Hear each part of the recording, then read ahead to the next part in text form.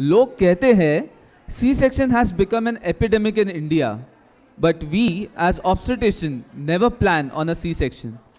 The only plan is to deliver a healthy baby and a healthy mother, no matter what it takes. Let us hear about the truth of cesarean section rates in the Silver Jubilee Oration by Dr. Jaydeep Tang sir.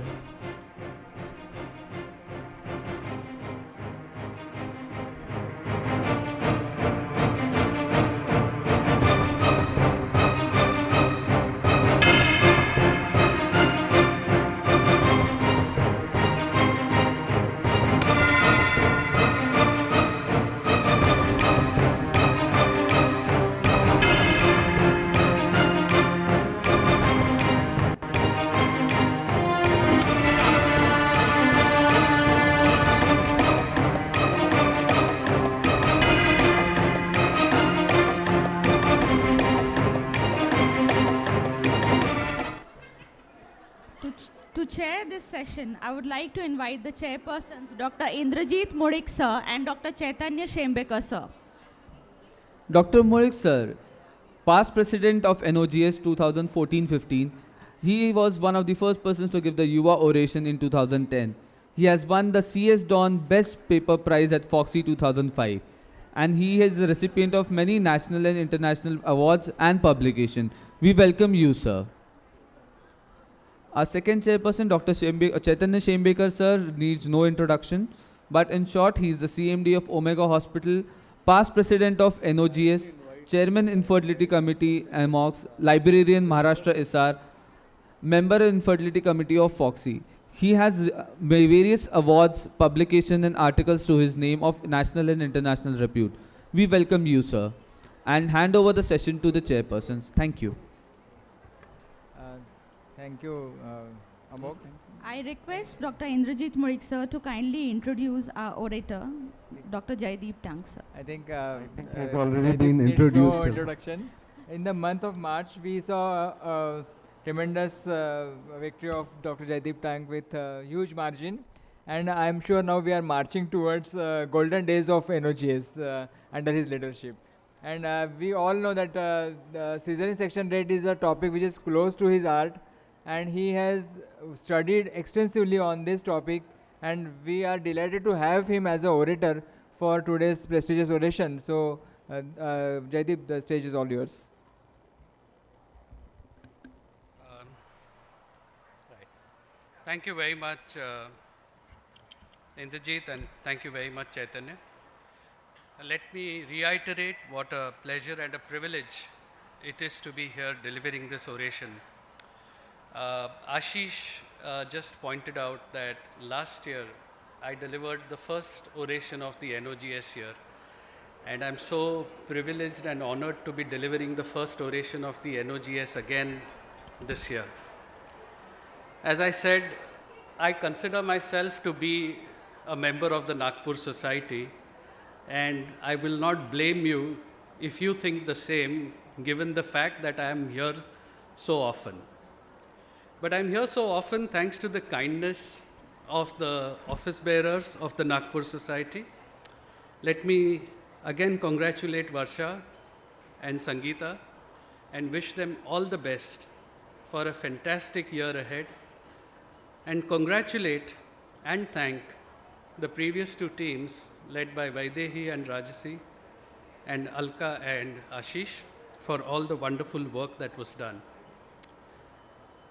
I can truly say that you're looking forward to an extremely busy year, and we hope a COVID-free year. In fact, I'm quite confident that it will be a COVID-free year, and I look forward to seeing all of you again and again, provided you invite me. I'm going to speak upon the truth about cesarean rates. And this is not a presentation on the history of cesarean or even the technique or the technology of cesarean section. I'm not going to talk to you about antibiotics, spinal anesthesia, fan and steel incisions. I think that we speak a lot about the medical aspects of our practice, we unfortunately don't necessarily speak as much as we should about the narratives that drive our profession. It is high time that we, as regular obstetricians and gynecologists, and as leaders of associations, start looking beyond medicine and look at these narratives. What do I mean by narrative? Narrative is something which drives the way we practice obstetrics and gynecology today. And I believe that there are a diverse set of narratives. There is, for example, one narrative which comes from advocates, policymakers, politicians, bureaucrats, media. And one of the narratives is what I'm going to talk about today, which is that doctors do too many cesarean sections. But there is another set of narratives. Another set of narratives are the narratives that we share with our patients. You know, obstetrics is such a unique field of medicine. Patients come to us at a particularly vulnerable time in their lives. They stay with us for almost 8 or 9 months with regular antenatal visits. They are constantly looking for reassurance, and we are constantly providing it to them. But I think it is high time that we tinge this reassurance with a hint of realism. You know, I'm sure all of you have had this clinical experience. You're sitting in your chamber, patients, husband, relatives have come with a Doppler report at, say, 32 weeks of pregnancy. You read the report and then you look up and say, well, your Doppler report is not so good. You have oligoamnios, there's IUGR, there are Doppler changes, you have PIH, and you have diabetes. After a moment where the patients and the relatives look at each other, typically the first thing they will say is, "But baki sagla theek hai na?" Now, in your mind, you're thinking, "Yevda enough nahi ka?" But of course, you cannot say that. So what do you say? You say, "Ho, baki sagla theek hai." And this is a problem. Because every time in an antenatal visit, we tell the patient sagla normal hai, the patients construe it as saying ke doctor ne sangitlay माझी delivery normal होणार. And this is what I mean when I say that we need to focus on this narrative, because when things go wrong in obstetrics, and they invariably will go wrong in obstetrics if you do enough obstetrics, you will not have time at that time to counsel the patients. So, reassurance, yes, but let's tinge it with a hint of realism. Now, I understand that this is a very difficult line to walk. On the one hand, you want to tell the patient that yes, sometimes things can go wrong, but at the other hand, you don't want the patient to be petrified throughout her pregnancy, worried about what will happen to me in labor. But this is a line that we have to walk. You know, I'm on so many technical advisory groups, I interact with so many NGOs, I'm on the board of directors of a couple of NGOs. And every time I meet them and they start talking down to me about how obstetricians should deliver patients, I only ask them one thing: have you ever delivered a patient? Have you ever had that moment of panic when the shoulder does not come out? Have you ever had this moment of trepidation that the placenta is taking too long and I will have to do a manual removal of placenta? Have you ever had to hold a flabby uterus in your hand and decide to do an obstetric hysterectomy and end that woman's reproductive career? If you have not, then don't tell me how to deliver babies. Obstetricians are brave hearts, and I think every time I talk to the NGOs, I feel like this gentleman talking to this lady here who's saying, let me interrupt your expertise with my confidence. And this exemplifies the controversy around cesarean rates. So these are the talking points of the presentation. And I'm fully conscious of the fact that I must leave by latest by 2:05, otherwise I'll miss my flight. But I will certainly try and go through these points in detail. So we'll talk a little bit about what is the controversy. We'll ask ourselves the question, is there an ideal cesarean rate? And then we'll think of the way forward. It all started with this paper from the WHO in 1985, where the WHO proclaimed that there is no justification for any region to have CS rates higher than 10 to 15%. And this, unfortunately, even now, is taken at face value.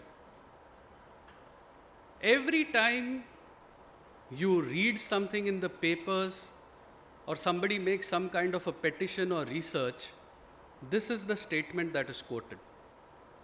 So I think it's time to look at whether this statement is valid. If you look at the global C-section rates and try and look at which are the countries which are marked in green, because those in fact are the only countries in the world, and you will see around 3 of them, who in fact have a C-section rate of 10 to 15%. All other countries, including the so-called developed ones, tend to have a C-section rate which is much higher, somewhere around 40% odd. But of course, there are these petitions. Petitions around C-section rates and obstetricians doing too many cesareans have not been new. They are quite old. So look at this petition, safe birth, normal delivery, anti-cesarean. When I saw it, I was wondering, what is a nuchal thickness cesarean? And then I realized this person has forgot to put an O over there. And then that one, normal delivery is forgotten, cesarean is only option. But what I would like you to note is the support that these petitions gained. This one had 20 supporters. This one had something like 7 supporters and had to be closed down because of the lack of support. So clearly, at that point, this issue had no resonance with the public. However, this petition came. Now, this was a petition by one activist, Ms. Subarna Ghosh. And I always say this, it's written like a Karan Johar movie. It's very emotionally manipulative. You know, it tugs at your heartstrings, and look at the language that she has used.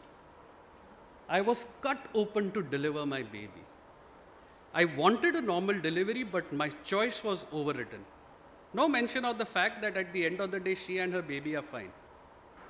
And see what it relies on, that same WHO statement on 10 to 15%. And this petition garnered a lot of traction, over 2 lakh supporters.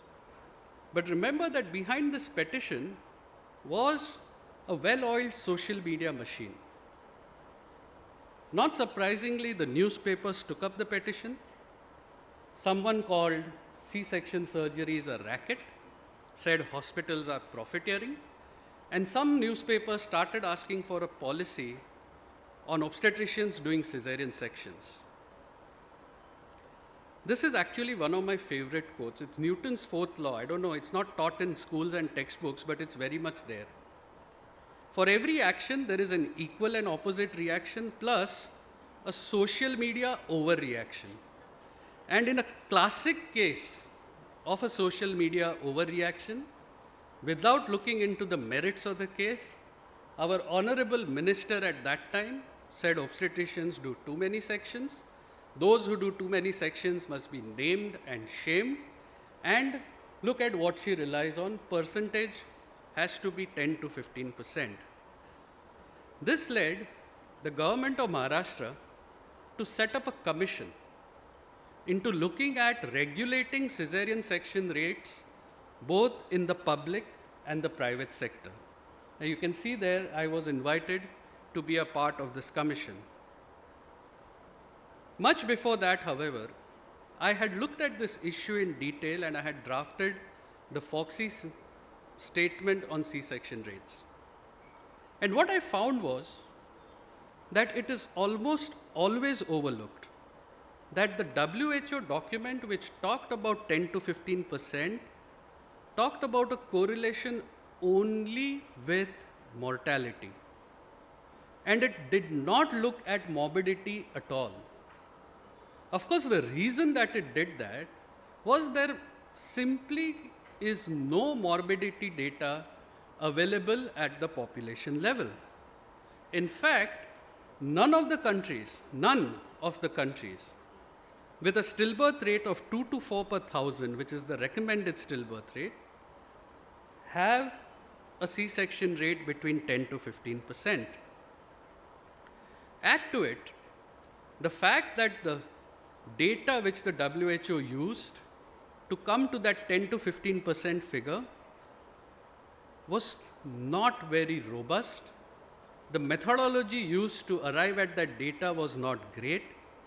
And most importantly, what one of the co-authors of that statement said, that the rates were never meant to assess C-section rates at the level of an individual facility, individual physician or patient. These were simply devised to help the administrators look at the availability of cesarean section rather than the excessive use of cesarean sections. In fact, if you look at mortality alone, there is this excellent paper from Ariadne Labs which says that 15% C-section rates are not enough to give you an optimum maternal mortality. You need section rates in excess of 19%. So basically what it all boiled down to was a problem of inadequate data, because only mortality is considered in all these analyses. Mortality is the only thing that is considered because there is no morbidity data available. Data on, for example, obstetric fistula, birth asphyxia, shoulder dystocia, psychological outcomes, none of this is reflected in data which talks about C-section rates. Even if you look at our Indian data and our famous newspapers saying obstetricians do 80% C-sections, but look at the data. This is data from NFHS, the earlier version, and you will see that even here, the highest amount of C-sections seen in private sectors, around 44%. If you look at this district-wise section rate map, you will see, and I'm not being political here, most of the countries covered in orange. That indicates that in fact we are plagued with the problem of too few C-sections, not too many cesarean sections. Even if you look at the so-called problem states where C-section rates are high, at population level you'll see that the section rates are nowhere close to that 70 and 80% figure which newspapers talk about. I'm sure there are isolated facilities where section rates are that high, but this is not reflected at the population level. And in Maharashtra, where we are the only state where the government asked for a commission to regulate C-sections. What was our section rate at private health institutions? 11.3% at the population level, much lesser than that 19% which is recommended to reduce mortality. In fact, when the new NFHS data came out, it talked about a section rate of around 80% in private facility at the population level. And I was quite worried about how the media is going to report this. And I got calls from a lot of reporters, for example, this alarming trend of very high C-section, where they said that from 70 it's gone to 82% in Bengal, and also between 10% and 15%, even now. And what I pointed out to the reporters was that look at how the NFHS survey is conducted. You are essentially looking at information gathered from 18,187 households, which is less than 0.1% of the population. So depending on the geography which is chosen for the survey, you'll get a C-section rate because you're not really doing a full community level survey. Now I can understand that all surveys have limitations.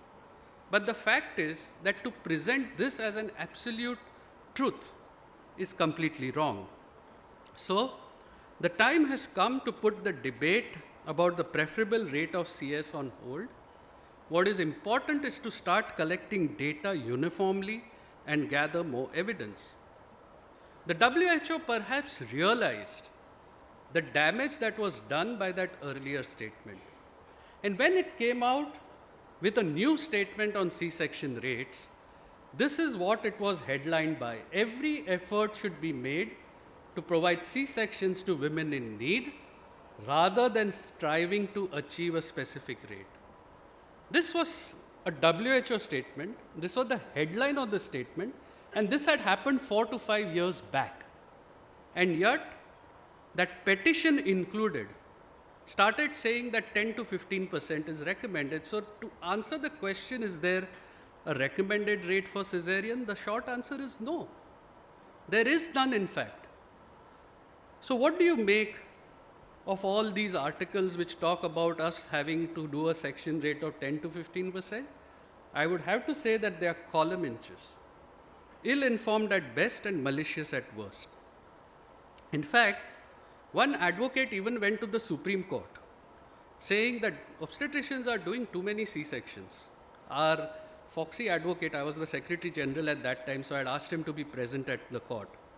Fortunately, the Supreme Court Justice at that time turned around and told the advocate that as judges, who are we to tell an obstetrician when to do a C-section? In fact, the Supreme Court Justice got so annoyed that he levied a penalty of 25,000 rupees on that advocate for wasting the court's time. But you know, this C-section rate business goes beyond obstetricians.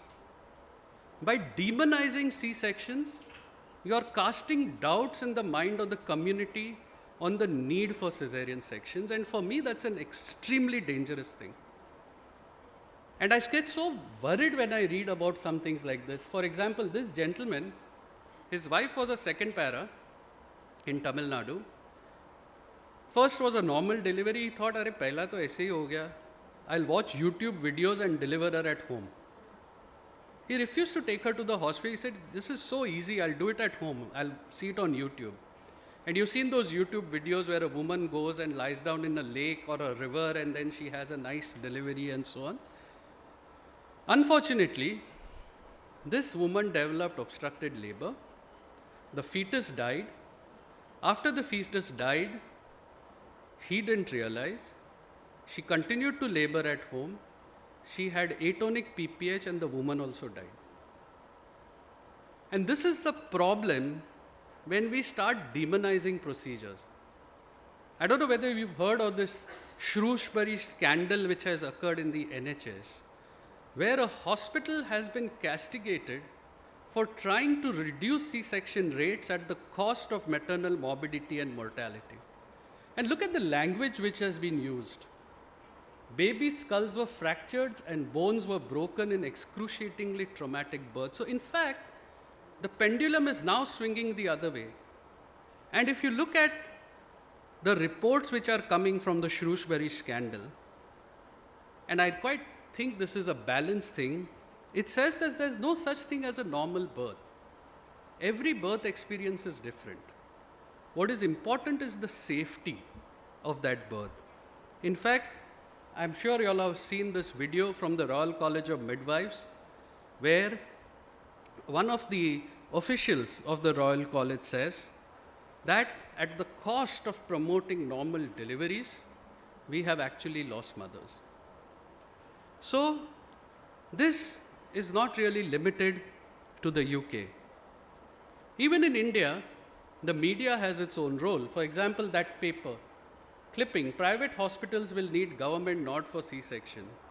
Completely wrong. What had happened at that time was that when a patient is referred from a public facility which does not have access to a cesarean section, they refer it to a private facility, and when they refer, they have to write the indication for which this patient is referred for a C-section. And this was misinterpreted.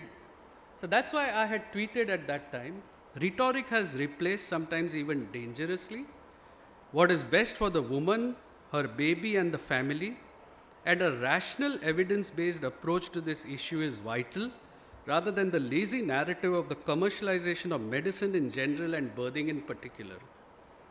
So there is this person who's got like 2 million followers on Twitter who tweeted back to me saying that yes, but there is no Dr. House in medicine. Why are you all so straitjacketed? And then I had tweeted back at her saying that there is no Dr. House in medicine because Dr. House is fictional, and being straitjacketed means we are following protocol. We are not just pulling things out of thin air. So there is no doubt that cesareans where medically indicated save lives. There is inadequate data on the correlation between morbidity and section rates. It is perhaps impossible to determine the optimal rates for a cesarean at facility, physician, or individual levels. And the way forward is to collect more data, particularly with the Robson's classification. So I am the lead for the USAID project. So we are working with Engender Health to develop a cloud-based registry where anonymized C-section data from both public and private hospitals will be put up. And it's a 3-year project, and we hope that end of that year, we will realize where we need to focus on to rationalize C-section rates. This is the statement on cesarean rates that I had the good privilege of drafting for Foxy. It's available on the website. If you've not read it, please go ahead and read it. And what happened to that commission? Well, I made this presentation to that commission, and in a sense, what the commission said was, and you can see that's my name here and Dr. Meg, and in another meeting I had gone with Nandita. They said that through Foxy, now we are going to collect enough data. And actually, that's why we don't have regulations on C-sections in Maharashtra. And I think the advocacy that we have done in the last few years has to a certain extent reached the right places. See the difference in the reporting.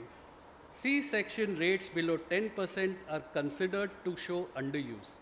Every effort should be made to provide them to women in need rather than defining an optimal C-section rate. So I think we have been relatively successful in convincing the media that 10 to 15% is hogwash. There is nothing like an optimal C-section rate at 10 to 15%. Sorry.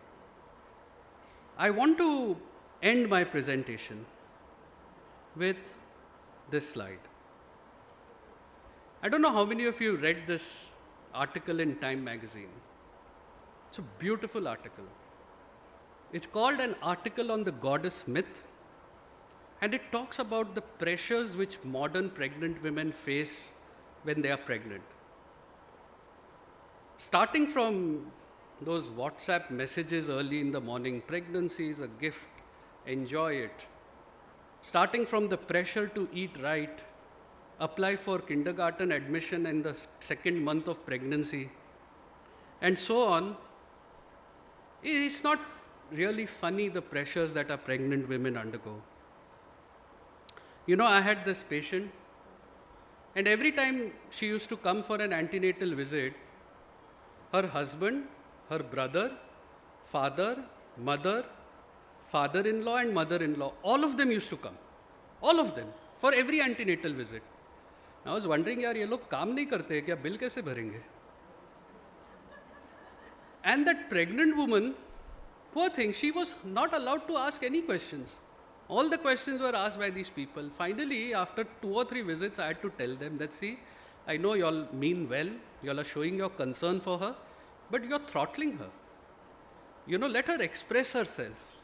If you want, come, wait outside in the waiting room, and then if you have any questions after the antenatal visit, I'll answer them. And the reason I told them this was that one day she called me up. Her sister-in-law was also pregnant in the same house. And I cannot tell you how disturbing it was for me. She called me up and said, "Doctor, today, no, my sister-in-law vomited 6 times, but I vomited only 4 times. Is that okay?" And I had to tell her, it's not a competition. You don't have to show that you have a better pregnancy by vomiting more. And really, you should read this article. It talks about this over-preciousness which surrounds motherhood. And I've seen this happening in the last few years of my practice. And therefore, I think when you talk about C-section rates, let's remember that as advocates for women's health, we need to keep on driving home this point, that the hallmark of labor management in the 21st century should be individualized care for the laboring woman with the expectation of a successful and safe vaginal delivery, together with the ability to intervene with a cesarean delivery if needed to prevent morbidity and mortality. After all, we need to look forward with hope and not backward with regret. Thank you very much for allowing me. Thank you.